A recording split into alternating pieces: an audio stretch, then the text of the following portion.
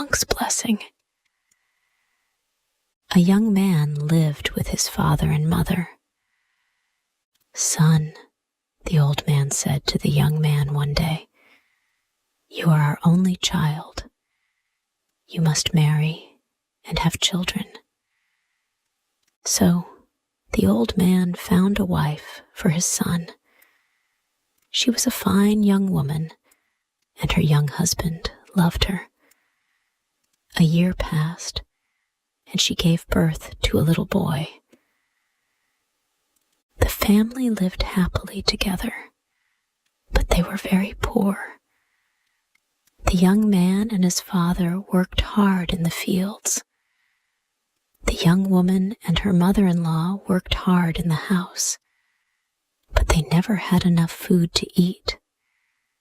"Father," the young man said to his father one day, "this little farm is too small for our family.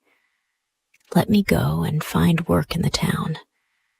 I will earn some money and bring it home to you." The father was sad. "You are my only child," he said, "and we need you here at home. But you are right. The farm is too small for us all. Go to the town, find work, and earn some money. We will wait for you here at home." So the young man kissed his son and said goodbye to his parents and his wife. He began the long journey to the town. He traveled for 2 days, and at last he came to the town. He stopped at the first big house and knocked on the door. A man opened it. "Is there work for me here?" the young man asked. "No, my friend," the man said. The young man walked on. He went to many houses and knocked on many doors. His question was always the same. "Do you have work for me here?" he said. The answer was always the same too. "No," everyone said. "There is no work for you here." The young man was tired now and very hungry. "What can I do?" he thought. "I must find work soon, or I will die." At last, he came to a monastery. He knocked on the door, and an old monk opened it. "Please, Father," the young man said, "let me work for you." "How long will you stay?" the monk asked. "For a few months only," answered the young man. "Then I must go back to my family." The monk began to shut the door. "Then I can't help you," he said. "If you work for us, you must promise to stay for a long, long time. If I don't find work today, I'll die of hunger," the young man thought. "Father," he said, "please don't close the door. I promise to work for you for a long, long time." The monk smiled at him. "Come in, my son," he said. Part 2. The next day, the young man began to work. The work was not difficult. The monks were kind to him. The young man worked hard for them, and they were pleased with him. A month passed. At first, the young man thought about his family every day. "Is my son well?" he thought. "Are my parents happy? Does my wife have enough food to eat?" But slowly, the young man forgot his family. He was happy with the monks. "You are an honest man," they said to him. "You can look after our money for us. We will trust you." The years passed quickly. One day, the young man was sitting on his chair in the monastery. He was counting the monks' money. Suddenly, he heard voices. Children were laughing outside. The young man looked up. "They're happy," he thought. "Is my son happy?" He stood up and looked out of the window. "How old is my son now?" he thought. "How long have I been here? 5 years? 6 years? No, 10 years. I've been here for 10 years. The next morning, the young man went to see the monks. "I've stayed with you for 10 years, he said, "and I've been a good servant. I've worked hard for you, but you have never paid me. Now, I want to see my family. Please give me the money you owe me and let me go." The monks smiled at him. "You're right," they said. "You have worked hard for us. Now you can choose. Do you want us to give you your money, or do you want us to give you our blessing?" The young man frowned.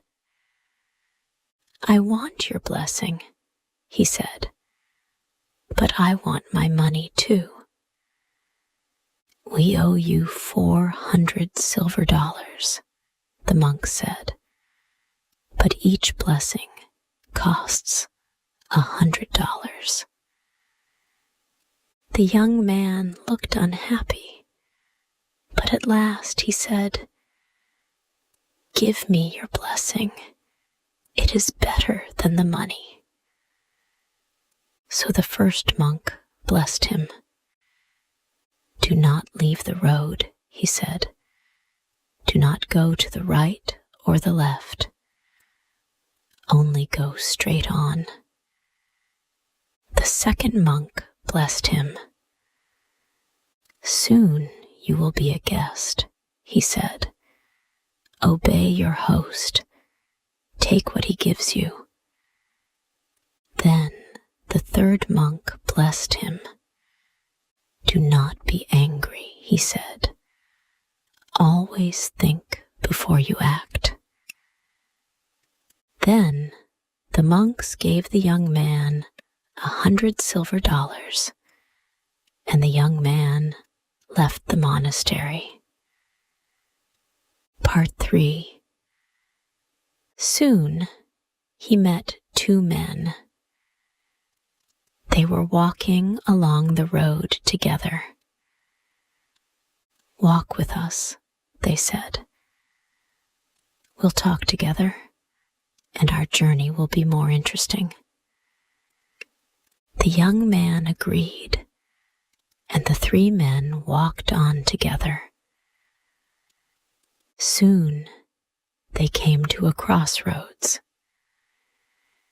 "Follow me," one of the men said. "I'll show you a better path." And he turned to the left and began to walk along a different way.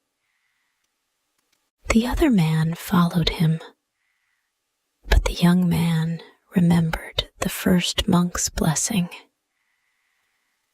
"Do not go to the left or the right," the first monk had said. "Only go straight on." The young man smiled at his new friends. "I'm sorry," he said. "I cannot go with you. I must go straight on."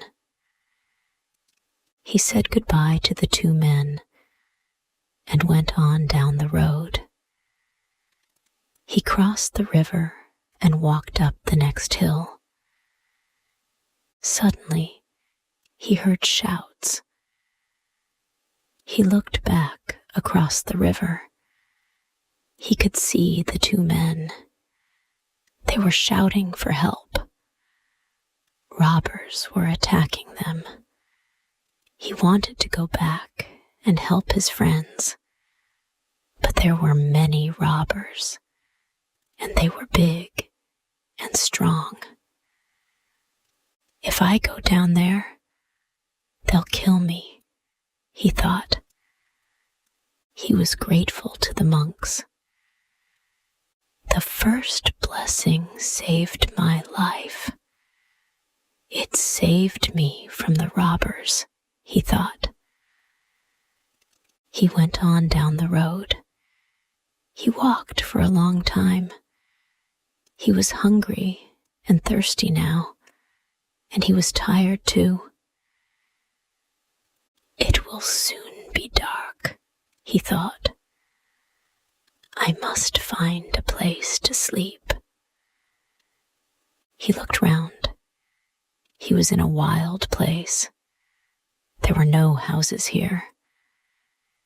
He was frightened of hyenas and leopards. He began to walk faster. It was dark now. I must find a place to sleep, the young man thought. Part 4. At last, he saw a light in the distance. He ran towards it. The light came from a little house on a hill. The young man ran up to it and knocked on the door. At once, an old man opened it. He had white hair, and he wore fine, white clothes. You are welcome. Come in, the old man said. The young man followed him into the house. Sit down, said the old man. Wait here. I will fetch some water and wash your feet. The young man felt ashamed. I can't let this noble old man wash my feet, he thought. The old man went away to fetch the water. Soon he came back. The young man wanted to take the water out of his hands. He wanted to wash the old man's feet, but then he remembered the monk's second blessing. Obey your host, the second monk had said. Take what he gives you. So the young man sat down, and the old man washed his feet. Then the old man clapped his hands, and a young girl came into the room. She was carrying a dish of delicious food. Feed our guest, the old man said to the girl. The girl did not move, and the young man saw that she was blind. The old man pushed her towards the young man. Feed him, he said again. So the girl fed the young man, and he ate well. Then he lay down to rest, and he slept all night. He woke up early in the morning. Thank you, he said to his host. You have been very kind to me, but now I must go on. The sun was up now, and the young man could see his host clearly. The old man did not look fine and noble now. His teeth were long and white and sharp. His eyes were small and cruel. Is he a man, or is he an ogre? The young man thought. You're lucky, the old man said. You didn't refuse my hospitality. I wanted to wash your feet, and you accepted. I gave you food, and you ate it. Many people have come to my house. They didn't let me wash their feet, and they didn't accept my food. I killed them all. He pointed to the ground. Their bodies are under your feet, he said. The young man was very frightened. But the girl, the blind girl, he said, why didn't you kill her? The old man laughed. I took her eyes, he said. I made her blind, and now she is my servant. I must go, the young man thought. I must get away from this terrible man. He is mad. Thank you. Goodbye. Thank you. God bless you, he said quickly, and he began to walk away. But the old man called him back. Wait, he said. I have something for you. He went back into his house and came out again. He was carrying a sack. Take it, he said. The young man took the sack and ran away down the road. The sack was very heavy. At last, he stopped under a tree and opened it. Dollars, he said. Silver dollars. He tried to count them, but he couldn't. There were too many of them. The monks saved my life again, he thought, and their second blessing has made me rich, too. He went on quickly down the road. My dear parents and my wife will be very happy, he thought. I can look after them well now. Part 5. He walked for a long time. The sun was high in the sky, and he was hot and tired, but he knew this road well. He knew the trees and the rocks and the little streams. He was nearly home. He came to a church by the side of the road. A crowd was standing there. They were watching an old man and a boy. The man and the boy were fighting. The young man felt very angry.